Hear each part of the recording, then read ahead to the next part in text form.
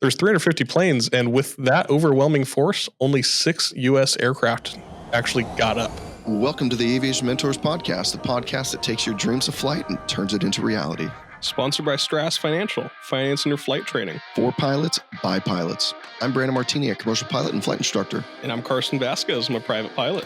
Whether you're a seasoned pilot or beginner with dreams of flight, Aviation Mentors is your source for expert insights, industry trends, and inspiring stories.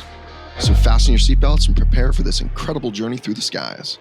And stay connected with us on social media for exclusive content. And visit our website at www.aviationmentors.com and let us be your co-pilot on this adventure. Welcome back, everybody, to another awesome and, of course, amazing episode of the Aviation Mentors Podcast. Thank you so much for joining us today.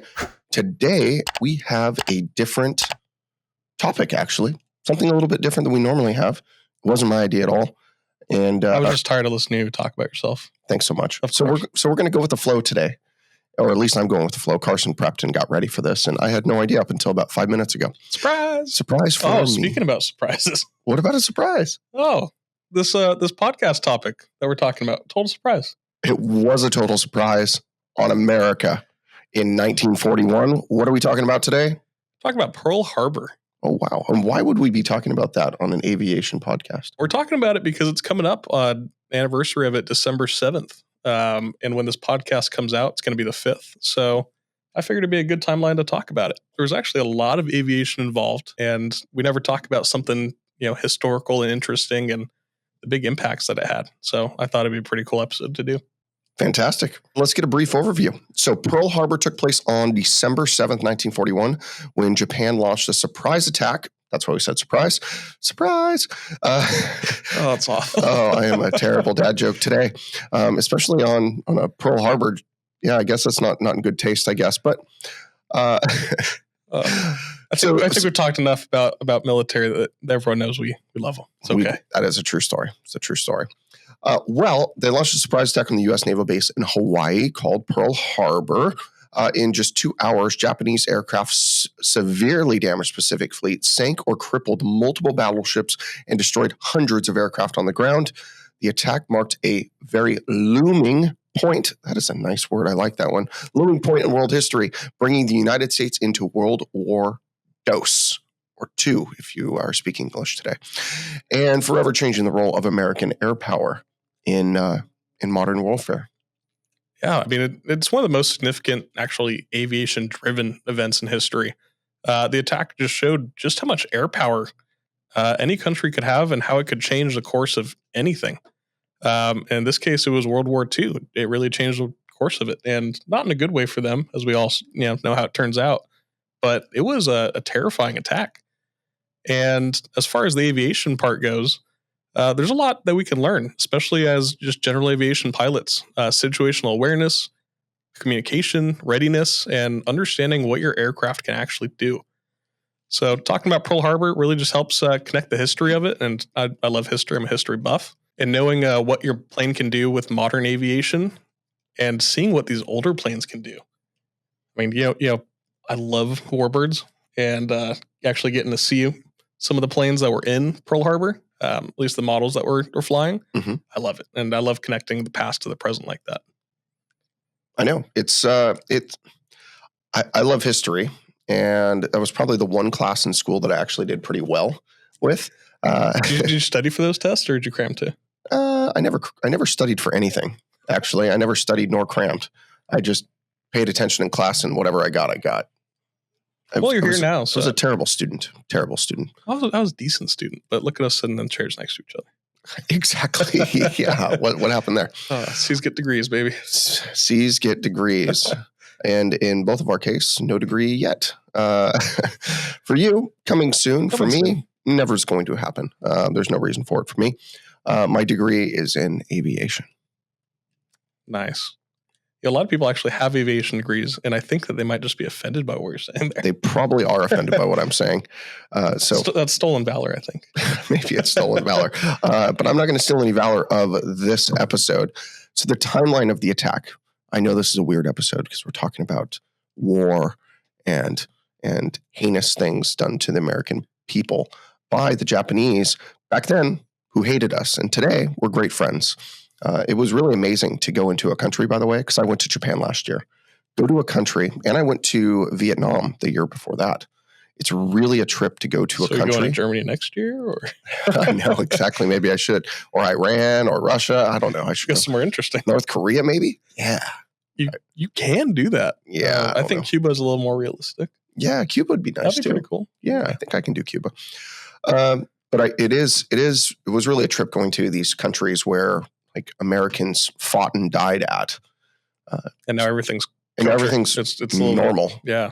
Yeah. I mean, Vietnam wasn't quite normal because it's still a communist country. But Japan was very normal and very respectful. And there was no hard feelings about us dropping an atomic bomb on them. At least it didn't feel like it. Two of them. Yeah. But that's the ending to this story, by the way, the bomb, which we all know, right?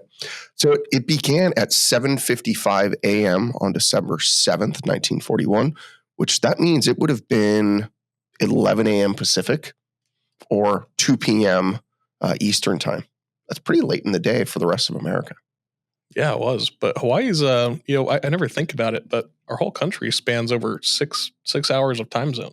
It's Hawaii is 3 hours behind California. That's what I meant. Yeah. Crazy. It's a lot. But that first wave, there was about 180 planes that just came out of nowhere. There were 6 aircraft carriers. And you never think about how massive aircraft carriers are because, you see planes at your local airport and your airfield, and you just see maybe 20, 30 of them, and you're like, wow, it's a lot of planes. These aircraft carriers, 6 of them had 350 planes on them. It was a lot. It's a lot of firepower. On all these aircraft carriers? Total. 350 planes total. Wow. Yeah, across 6 aircraft carriers. Wow. How far away were they? Do you know? I don't know, but they were, close enough for them to fly there. Close enough to fly there. Yeah. And a lot of them didn't fly back. I know. It's incredible. Mm-hmm. But that first wave just started striking the battleships and the airfields, making sure that no other planes could really come up and get out. And a second wave followed about an hour later, targeting more ships and military installations on the actual islands itself. But the whole thing only lasted 2 hours. By 9:45 a.m., the attack was over. Wow. I imagined it like days long. No, it was 2 hours, just quick in and out. And throughout the whole thing, there's 350 planes. And with that overwhelming force, only 6 U.S. aircraft actually got up. So I think that's, we're going to get to it in a little bit too, but that really takes a lot to have your aircraft that ready and being able to actually get to it quick enough. 2 hours. Think about how long a pre-flight takes for a student pilot. It takes a while. And these aircraft are, always ready, but a lot of them were on lockdown. So they had these lockdown procedures in place because you're not going to just leave aircraft laying around unsecure. And that was the reason it took so long for any of these planes to actually get up. And by that time, the Japanese had actually already gotten to the planes, bombed them, bombed the airfields. So almost nothing was able to get up. The aircraft were all parked, wing to wing, and defenses weren't fully manned because we weren't in the war. No one was expecting it. So these aircraft were able to just wreak havoc on the entire airfield and all of Pearl Harbor. Wild. So there were a lot of aircraft. And I want to talk about one thing, Carson, actually, with all of that. In Mitsubishi, Japanese Zero. And I actually have some fun fact, a little FF, a little fun fact. If any of you have watched different comedy shows, a little FF, a little fun fact. What's that from? Dane Cook. Oh. Yeah, he's probably born. Yeah, he probably came out like that with that show before Carson was born. Yeah, most likely. You don't even know who Dane Cook is. No. Well, he looks like Ryan Reynolds. Oh, I love Ryan Reynolds. Yeah, he's just not. Oh. He just looks like him. Okay, so this Mitsubishi Zero, I know where one is at in the U.S. I know where a couple are at, and it's at the bottom of Pearl Harbor. But where's the one that you're talking about? At the Planes of Fame Air Museum in Chino. No way. Yep. They have an actual Zero. And it's flyable. It's flyable. I don't even know how they got that because most of the Zeros took off and went. I like watching documentaries about World War II, and a lot of these guys they would pump them full of drugs, and then they would weld them shut, so they had no option but to not return. No way. Yeah, so there was zero alternative. They just zero alternative. Oh man, I'm so sorry, everybody. But these Zeros, they're super maneuverable and long-range fighters, so they didn't have to be super close with their actual aircraft carriers. They were just able to take off and fly, and they had a set amount of fuel because there was no expectation that they would return. There was used all of your bullets, used all your bombs, and then you are the bomb. It's like, now it's time to go crash. Yeah, and then they had torpedo bombers as well. Torpedo bombers. You tell me about the torpedo bombers. Yeah, they would strike the battleships. They would just dive in, pull up a little bit, and drop their torpedo. And they sunk, I don't even know how many battleships. I don't have that number, but really, and that's what was actually taking out these all the ships that were parked in Pearl Harbor. Oh, it wasn't the Zeros. The Zeros definitely did a lot of damage, but the actual planes with the purpose of destroying our ships was the Nakajima B-59, the Kate. That was the torpedo bomber. And they also had another one. It was the dive bomber, the Aichi D-3A. And that was the dive bomber. That also was affectionately known as Val. Yeah, it sounds a lot nicer than, I don't speak Japanese, so I'm so sorry for butchering that. But these things would just, come from a high altitude, dive straight down. They'd be able to line up exactly where they want on the ship, drop their bombs, pull up, and just fly away. And again, there was so little preparation for an attack because surprise attacks happen for a surprise. People actually couldn't, get anywhere to the ships, to the guns, to actually take these planes down. So they had about 2 hours to just run around and just destroy everything. The U.S. aircraft, though, you can do sound effects for movies. They would love it. You know what time it is, Carson? Time is it, Brandon? It's time to talk about one of our favorite companies. Which company would that be? Aviation Mentors is excited to be sponsored by the one and only Stratus Financial, dedicated to supporting the next generation of future aviators. Stratus Financial really understands the financial challenges that students face in pursuing their aviation dreams. That's why they offer student loans specifically tailored to aspiring pilots. With competitive rates and flexible repayment plans, Stratus Financial helps take your aviation education to new heights. So go visit their website today at www.stratus.finance. Just to be clear, that is not .com, it's .finance. And embark on your journey towards a sky full of possibilities. Carson, it's time to get back to what we do best. The show. Carson, you know what's also awesome today? What? The planes that shot down the other planes. Do you know what one of those might have been? What was it? A P-40 Warhawk. Those things look really cool. I like that all the aircraft in World War II, at least most of them, were all tailwheel. Because I feel like that's kind of a lost skill for a lot of pilots. You have a tailwheel, but you're not current. Oh, thanks for mentioning it. Yeah, reminding me. Of course. You have a fan that's reached out to you telling you need to be more current in your 120, and you've yet to do it. So I know. She's totally right. I'll call you out. I need to email her back, by the way. Yeah, there's a good reminder. Thanks.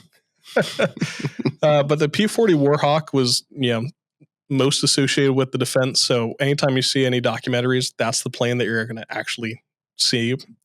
But the other one was my favorite of all the Warbirds, was the B-17. 17 is my lucky number. But it was the B-17 Flying Fortress. And some of them actually arrived to Pearl Harbor during the attack. What? Yeah.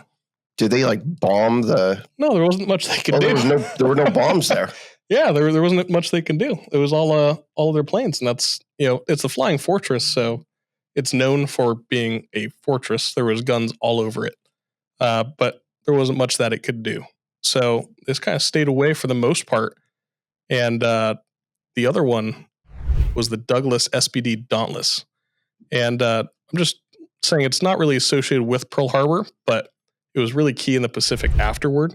And that was flown a lot. And I've actually seen a couple of them. There's only very few, but I saw one at Sun and Fun. Oh, really? Yeah, that was cool. I wonder how much they cost. A lot. Yeah. I'm sure. Yeah, try and buy like a Corsair. There's only 4 left, I think. Really? Is that all their Corsairs are? Flyable, I think 4 and total 10. No way. Yeah, Carson knows his Warbirds. I don't know anything about Warbirds except for, here's a fun fact, a little fun fact. I had a T-28, actually, trainer for a little while. It looks a little bit like the Dauntless. Yeah, Dauntless is way more sexy. Yeah, I mean, come on. It's an actual Warbird, not a trainer. But not the a trainer. trainer, I mean, how fast did that thing go? I don't know, 200 and something knots. Yeah, it was. I never got to fly it. You got to taxi it. I taxied it all the time. I got to sit in it. It was just kind of scary getting up there. Got things. You got to climb up the wing, and then like onto the wing, and then get in the plane. It's high. Super cool. It was really cool. I got a couple pictures. But anyway, tying this actually in, because I know a lot of us have heard about Pearl Harbor our whole lives, at least in the U.S. It's talked about a lot. And tying it into general aviation, I think the biggest thing is situational awareness. For student pilots, there's continuous observation, the weather, traffic, radio. But I mean, imagine 350 planes flying in unison with one mission in mind, to destroy the U.S. fleet in Pearl Harbor. How much communication there had to be to make planes not hit each other? I mean, you don't have ATC in the middle of the ocean. Right? I would say you're talking a lot and you're also looking outside a lot, just like our VFR pilots should be doing today. Because although ADS-B is required, quote unquote, everywhere, it is not actually required everywhere. And it's actually not required in more places than it is actually required. Yeah. And if you think about it, any airplane taking off from an untowered airport, there's no way to check if their ADS-B is even on and functional. As long as they're, I guess that's true on every airplane, but if you're outside of a Mode C/ADS-B veil. I mean, you don't need it, but think about it. They can take off and it wouldn't even be functional. They wouldn't know it. And they wouldn't know. Yeah, you're right. So situational awareness, because even if you think you have ADS-B, it might not be working. And ADS-B has gone out before. It's happened to me. And the tower had to, work with me to pick me up and find out where I'm at. And actually get visual line of sight on me instead of having me on the radar. Or sometimes you lose your Mode C because your encoder goes out. By the way, it's just a little box that gets connected in between in your static system, and the encoder can go out as well. And that means your transponder will not tell them altitude. It'll just say that you are there. And you can be anywhere there from 1 foot to 1 million feet in the air. That's crazy. Yes. Yeah. And I used to show people that encoder on stage checks. Yeah. I haven't seen one. Really? Well, I'll show it to you at the airport sometime. Yeah, that's cool. Yeah. But anyway, situational awareness is key. I mean, being able to fly around any other planes, if you've gone to any busy airport or any traffic pattern, any training area, you'll understand exactly how many planes can be in one spot at once.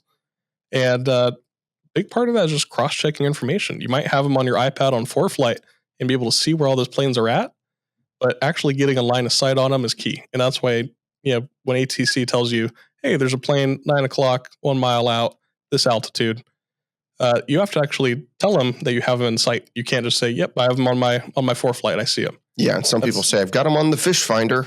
Oh, yeah. Old pilots love to say that. I hate that one. By the way, it means nothing. If you tell a controller, hey, I've got them on ADS-B, or I've got them on my iPad, or I've got them on the fish finder, you know what that means for them? Zero. Nothing. Doesn't mean that they can let that go and say, oh, glad they have a visual on it, because they don't. So the controllers can't do anything about that. So don't even tell it to them. You just say looking, searching, whatever you want, whatever word you want to use, but don't tell them you have sight of it on ADS-B. That means nothing. Yeah. I was watching an airplane on ADS-B the other day when I did my Thanksgiving flight, and I saw this plane. It looked really, really close on ADS-B. And then when I finally saw it outside, it was like 4 miles away. It was like this little baby dot. Yeah. Scale is a big thing. It was a big thing. Yeah. Yeah. I made that mistake as a student pilot. I was looking for an airplane. It was actually on my cross-country solo. I was looking for an airplane, couldn't find him. And I was like, well, I see him on my ADS-B, but I can't find him. He's like, okay, well, you have to let me know when they're in sight. And that's how I knew that, it wasn't an acceptable answer, because that's not something that you're taught. You think logically, I see him here, so that's probably good enough. It's not. You need to have a line of sight and actually have them with your eyes outside the plane for it to be acceptable. And that's just safety. It's basic safety. But the other part I wanted to talk about was communication. Any breakdown in communication, like in Pearl Harbor, contributes to a big surprise. And surprise. For Pearl Harbor, it was a really nasty surprise. But for you, that could be anything from weather to traffic to radio chatter. And I think weather is a huge thing to communicate, especially with ATC. I love asking ATC what the wind is, just so I'm very sure on how safe I can be. Because sometimes the wind is so variable and it has gusts, and ATC will just continue to read out the wind while you're coming in on really nasty days. ATC or like tower control? Tower, sorry. Yeah, tower. Tower. Yeah, you can just say wind check and then ask for another wind check. I'm actually against that. I used to do the same thing, by the way. And when you're a younger pilot, I understand the reason for that. But you are going to control the airplane based on what the wind does, not what you expect it to be, right? So even if they say it's gusting at 15 or it's 7 gusting 15. It might not gust the entire time you're landing. It might not gust at all. Yeah. And it might be stronger than they expected or might be less. It's not an exact science, right? It's just a snapshot of what it was 10 seconds ago or 30 seconds ago or a minute ago, whatever it might have been. So I just base the airplane on the feel of the wind. Like, how much aileron do I need to put in? How much rudder do I need to put in? How much back pressure do I need to put in? Or relieve? That's a skill that you need to develop. And until then, I don't think there's anything wrong with asking. I mean, there's nothing wrong with asking. Yeah. It's just not going to do anything. More information's always better. I guess, as long as they're not busy. Put yourself in student pilot shoes. I would. I am. Yeah, if they're busy, obviously it's not going to do much. But it was a big thing for me actually with overcoming my fear of wind shear and turbulence. Knowing that the wind really doesn't change that much, and it's not going to change. Like when you have that information, like Brandon said, it's not going to change your input on what you're actually doing. But it did help me get over a lot of that anxiety with because I had a bad wind shear one time, and I was coming into land, and I dropped like 30, 40 feet.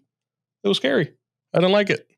So after that, I was asking for wind all the time, and I eventually got to the point I was comfortable again. And we've talked about that hurdle on this podcast a million times. You need to know what your plane can and can't do, especially within different weight envelopes. Yeah, and I think that's a big thing. With Pearl Harbor, they had obviously some pretty crazy weight that they're able to carry. These planes can carry lots of bombs, lots of missiles, lots of bullets, and lots of fuel. And the same weight and balance principles apply no matter what plane you're flying, no matter big or small. Weight and balance is always going to be something you have to be considering. And understanding what your plane can do, and especially how the weather's going to affect it, I think density altitude is a good lesson. Obviously, Pearl Harbor, it's, ocean sea level. In the winter, yeah, no less. But understanding the density altitude and how it's going to affect your mission is huge. That's not something I learned until I tried to fly to Big Bear. Really? I was trying to get up to about 10,000 feet in a Cessna 172, and I found out how long that takes in the summer. How long did it take? I couldn't do it. It took months. Yeah. So one other thing I want to mention is VNE. What does VNE stand for? Never exceed speed. Never exceed speed. By the way, do you know what the V stands for? Speed. Stands for velocity. If anybody didn't know. That makes sense. It does make sense. Yeah, it stands for velocity. It's not something that's come up. I've always just replaced it in my head with speed. Like when you see LOL, you see laugh out loud. Not.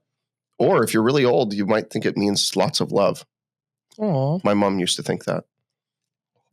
I saw. Bet you your mom used to think that too. Actually, yeah, maybe. Yeah, probably.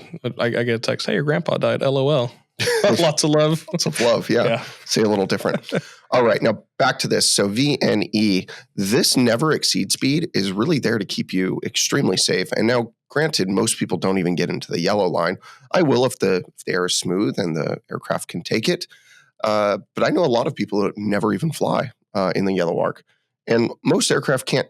Well, I'm not going to say most aircraft, but most general aviation aircraft cannot even get to the yellow arc unless you are in a nose down attitude with some power, or even without power, but it's in a nose down attitude. And if you've ever seen a plane crash and they just start like getting tore to pieces, literally in the air, it's because they reached that VNE speed. And that's what happens at VNE. It's really insane to watch. But like when the wings rip off and like the tail rips off, like in these dramatic reenactments of even Pearl Harbor, there's plenty of pictures and videos of planes falling apart. And because dive bombers are a very particular kind of plane that have a very high VNE, most planes can't do that. So when you see those videos, that's what happens when you exceed VNE. Not really a concern for most of the missions that we actually do as general aviation pilots, but it's an insane thing to see happen. And there's a reason that you try and stay from that never exceed line, because it will literally tear the plane apart. The plane can only handle a certain amount of velocity. Yeah, it can. And I think this actually makes a lot more sense in weather as well. Have you ever been in a downdraft? I have, yeah. Okay. Downdraft can force your airplane down at a rapid speed, 1,000 or 2,000 feet per minute, or even more, or especially if you get in a microburst or something, that can tear your aircraft apart because it will make your aircraft travel at a lot higher speed, and you can get your aircraft torn apart. That's what we talked when we talked about thunderstorms the other week.